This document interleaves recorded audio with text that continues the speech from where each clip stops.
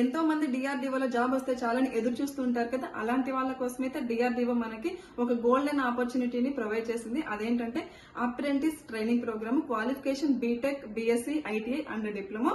And both Andhra and తెలంగాణలో ఉన్న male and female ఎవరైనా అప్లై చేసుకోవచ్చు. అండ్ అప్లై చేసుకునే ముందు మన వీడియోని స్కిప్ చేయకుండా చివరి వరకు చూసిన తర్వాతనే అప్లై అనేది చేసుకోండి. అలాగే మరిన్ని మంచి మంచి నోటిఫికేషన్స్ కోసం మన ఛానల్ ని సబ్స్క్రైబ్ చేసుకుని పక్కన ఉన్న బెల్ ఐకాన్ ని క్లిక్ చేయండి. Hello Anantha Krishi family, this is Vidya Srikanth.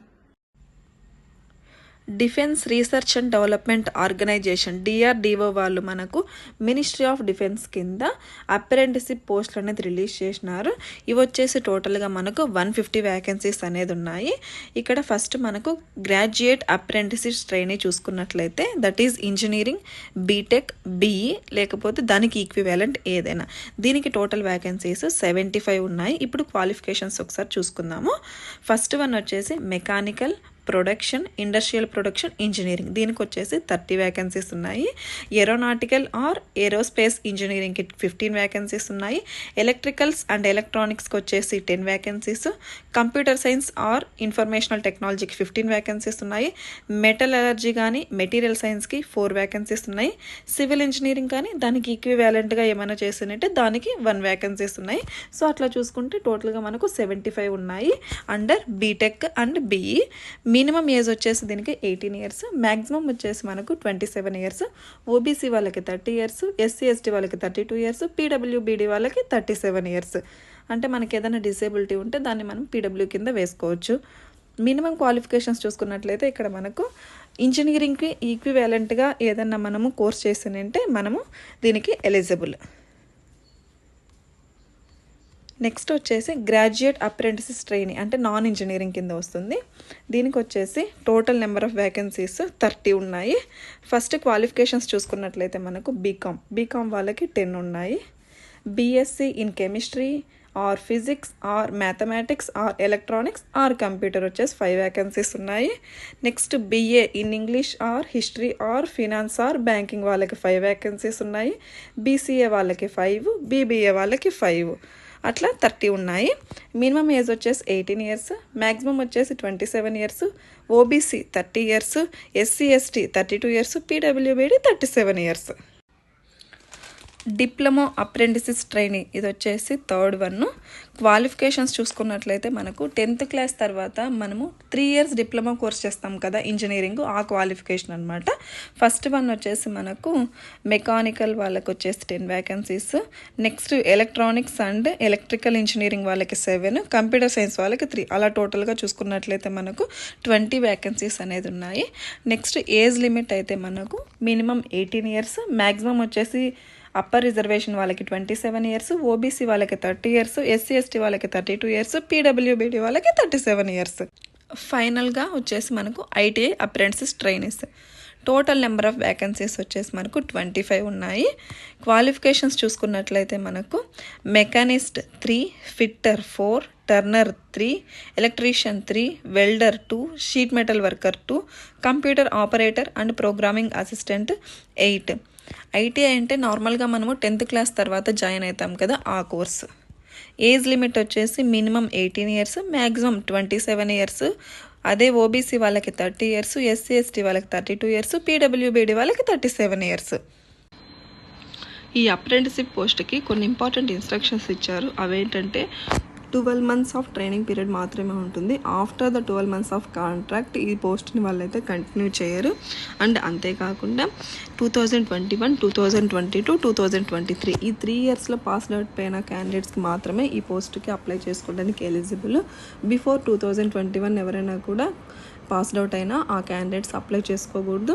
And higher qualifications వాళ్ళు కూడా అప్లై చేసుకోకూడదు. హైయర్ క్వాలిఫికేషన్ అంటే ITI, BTech, BE, BSc and diploma ఈ క్యాండిడేట్స్ కాకుండా అంతకు మించి ఎక్కువ క్వాలిఫికేషన్ ఉన్న వాళ్ళైతే అప్లై చేసుకోకూడదు. అండ్ ఓబీసీ సర్టిఫికేట్ కూడా ఎక్స్పైరిటీ డేట్ ఉందా లేదా అని చూసుకొని అప్లై చేసుకోండి. ఒకవేళ ఎక్స్పైరీ డేట్ అయిపోతే వాళ్ళు మనకి కన్సిడర్ చేయరు. అండ్ అలాగే స్టూడెంట్స్ కూడా అప్లై చేసుకునేటప్పుడు ఒకసారి అబ్జర్వ్ చేయాల్సిన విషయం ఏంటంటే రెగ్యులర్ క్యాండిడేట్స్ మాత్రమే. ఇప్పుడు కొంతమంది డిప్లొమా కానీ ఐటీఐ కానీ చేస్తుంటారు కదా, వాళ్ళు మనకు పార్ట్ టైమ్గా చేస్తూ ఉంటారు. సో అలాంటి వాళ్ళైతే అప్లై చేసుకోవడానికి వీలు లేదు.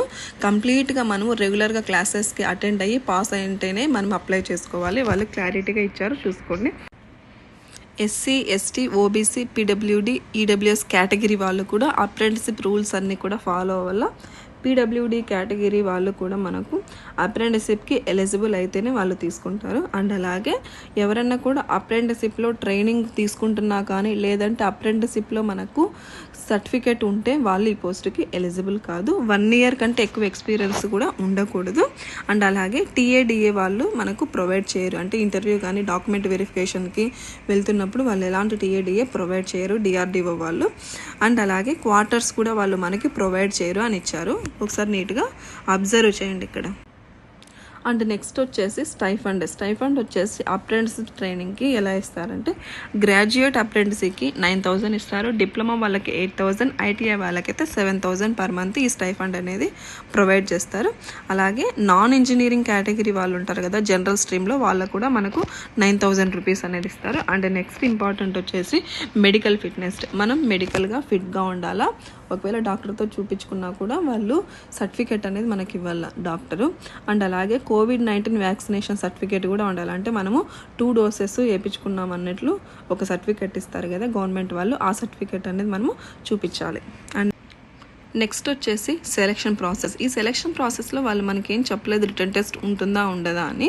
బట్ ఎక్కువ అప్లికేషన్స్కి వస్తే రిటర్న్ టెస్ట్ పెట్టచ్చు, లేదా అనుకుంటే మనకు రిటర్న్ టెస్ట్ క్యాన్సిల్ చేసి ఓన్లీ ఇంటర్వ్యూని, medical test and document verification చేసి మనకు జాబ్ అనేది ఇస్తారు.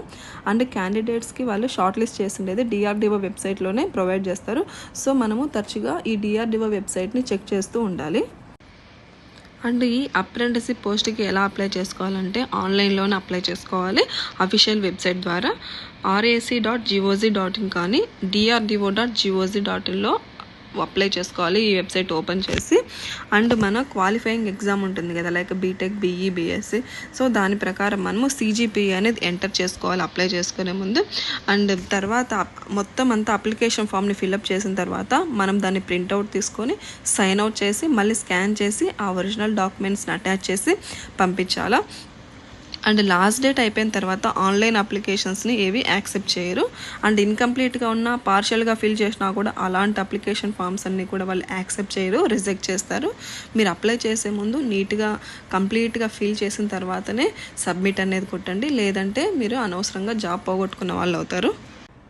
ఈ డాక్యుమెంట్ వెరిఫికేషన్లో మనం ఎలాంటి డాక్యుమెంట్స్ తీసుకెళ్ళాలంటే 10th class mark sheet, BTech, diploma, ITI degree mark sheet and provisional degree certificate PDC, caste certificate for OBC, SC, ST candidates, పీడబ్ల్యూడి సర్టిఫికేట్, ఫోటో ఐడి కార్డ్ అంటే మెయిన్గా Aadhaar card, EWS certificate economical weaker section, 2 passport size photos, police verification certificate అంటే మీ మీద ఏమన్నా కేసులు ఉన్నాయా లేదా అనేది కూడా మీరు ఒకసారి వెరిఫై చేసుకొని పోలీస్తో ఒక సర్టిఫికేట్ అనేది తీసుకోండి. Medical fitness certificate. సో ఈ సర్టిఫికేట్స్ అన్నీ కూడా మనము డాక్యుమెంట్స్ వెరిఫికేషన్ అప్పుడు ప్రొవైడ్ చేయాలి వాళ్ళకి.